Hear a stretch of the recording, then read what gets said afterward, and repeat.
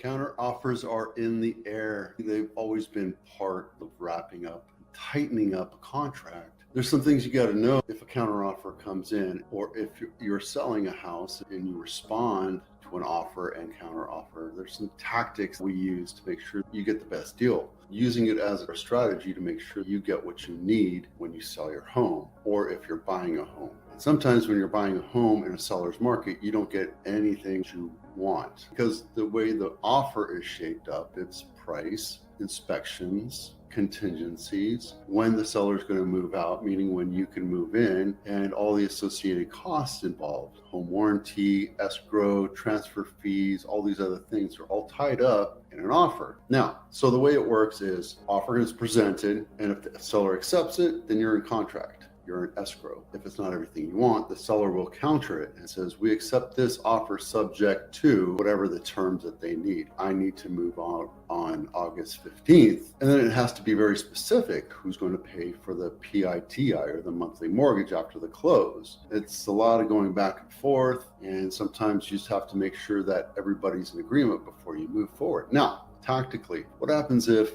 your house is on market, I don't know, 37 days, and you originally had it priced at 1.89 and now it's down to 1.699 and it's still not coming in, and then you get a lowball offer. So one in the hand is better than two in the bush. What are you going to do? And I'll present that to you saying I would just accept it, or maybe tighten up a couple little things, but the price is the price, because at the end of the day, sellers don't determine the price, the buyers do.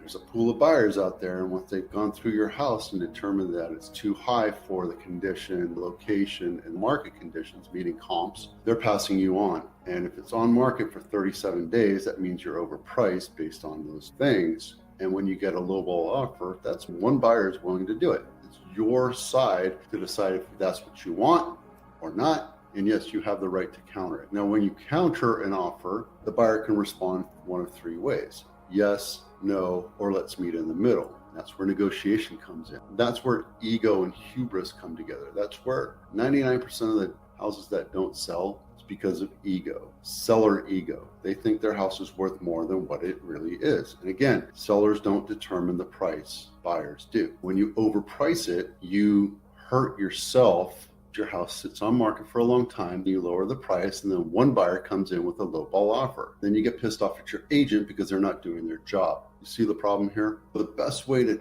make sure that you get everything you want. I need to move out on August 16th. I want as-is sale. I want no repairs. Attract as many buyers, get as many offers as you can, because anything more than two, you're in the driver's seat. Now you can go back and negotiate. I have 5 offers in hand. This is my highest best price. I can go back as a listing agent and negotiate with the other buyers, say, can you match it? Can you beat it? And that's how we negotiate. The problem is I have 2 of the same model coming up, and this person's sticking around with price, ego. My house is worth this much money. If you remember looking at it, you can go back to it tomorrow and take a look. I'll put that link in today's blog. When you overprice a house, all you're doing is hurting yourself. You say, I can wait for the right buyer to come along. All that is going to do is hurt you. And then you're going to get frustrated and desperate. And then you have desperation breath. And that just hurts the deal. That hurts you ultimately. So if you listen to your agent and get the offer done, you get your price listed low, attract as many buyers. The buyers know. They will look at the CMAs, comparable market analysis, and say, this house is listed at 1.6, but it's really worth 1.75. I better get it around 1.75 if I want to be competitive. They write an offer for 1.75. If you list at 1.9, thinking, oh, my house is so much better, and you're ignoring the fact that you're on a busy street and you haven't updated the carpets or the bathrooms, your house is going to sit, because they're not going to look just at your house. They're going to look at 50 other houses and look at 5 to 10 and make a decision. I'm going to buy that house instead of this one because this one's overpriced. So how do you do this if you have one offer? You got to be careful. I wouldn't really worry about price. I would understand that I made a mistake in forcing my agent to list it high and say that I was willing to wait for the right buyer to come along. Are you willing to walk away from that deal as it's presented? Buyers know they have choices now.